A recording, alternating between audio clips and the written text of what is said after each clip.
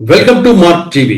ఈరోజు మన guest political analyst and senior advocate mister Chakradhar మనకు జూమ్ లైవ్ లో అందుబాటులో ఉన్నారు. గుడ్ ఈవినింగ్ చక్రధర్ గారు. గుడ్ ఈవినింగ్ లలిత్ కుమార్ గారు, ఎలా ఉన్నారు? Good good fine fine. Chakradhar గారు, ఇప్పుడు ఆంధ్రప్రదేశ్లో మెడికల్ కాలేజీకి సంబంధించి ఈ పీపీపీ ప్రోగ్రాం ఏదైతే ఉందో దానికి సంబంధించిన చర్చ రచ్చ ఏం జరుగుతుందో మీరు గమనిస్తూనే ఉన్నారు. ఒకవైపేమో కూటమికి సంబంధించిన సీఎం చంద్రబాబు నాయుడు పీపీపీ దాన్ని ఆ సిస్టంలోకి మెడికల్ కాలేజీలు తీసుకొస్తామని చెప్పి ఆయన చెప్తుంటే, వైసీపీకి సంబంధించిన జగన్మోహన్ రెడ్డి మాత్రము పీపీపీ వల్ల పేద ప్రజలకు అన్యాయం జరుగుతుంది అనేసి వాళ్ళు ఒక పెద్ద ఉద్యమమే చేస్తున్నారు. ఇంతకీ ఈ మెడికల్ కాలేజీల్లో పీపీపీ విధానం వల్ల పేద ప్రజలకి అన్యాయం జరిగే అవకాశం ఏమైనా ఉందా? బ్రీఫ్ గా చెప్పండి. మొదట చాలా మంచి ప్రశ్న వేశారు మీరు. మొదట పీపీపీ మోడల్ అంటే ఏంది అనేది ఒక బ్రీఫ్ ఓవర్ మనం తీసుకుంటే, ఇది అందరికీ తెలిసినట్టుగా పబ్లిక్ ప్రైవేట్ పార్ట్నర్షిప్.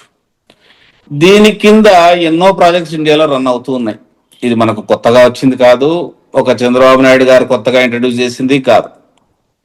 కానీ ఇప్పుడు మీరు అడిగిన ప్రశ్నకి, పీపీపీ మోడల్లో మెడికల్ కాలేజీలను రన్ చేయడం ఎందుకు అన్నది మనం ఫస్ట్ ప్రశ్న వేసుకోవాలి.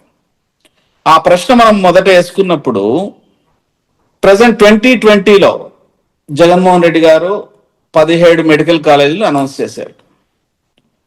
అది అయిపోయిన తర్వాత 2024 అంటే తర్వాత 4 ఏళ్ళు అయినా కూడా ఆ స్లో ప్రోగ్రెస్ ఉండడం వల్ల కొన్ని వారాల క్రితం కూటమి ప్రభుత్వం దాన్ని పీపీపీ మోడల్లో రన్ చేస్తాము అని చెప్పారు. అది ఎందుకై ఉండొచ్చు అని అంటే, ఆ స్లో ప్రోగ్రెస్ ఒకటి ఉండొచ్చు, అడిక్వేట్ ఫండింగ్ లేకపోయి ఉండొచ్చు, లేదు అని అంటే బెస్ట్ మేనేజ్మెంట్ ప్రాక్టీసెస్ తీసుకొని రావాలి హాస్పిటల్స్ రన్ చేయడంలో అనేది ఉద్దేశం అయి ఉండొచ్చు.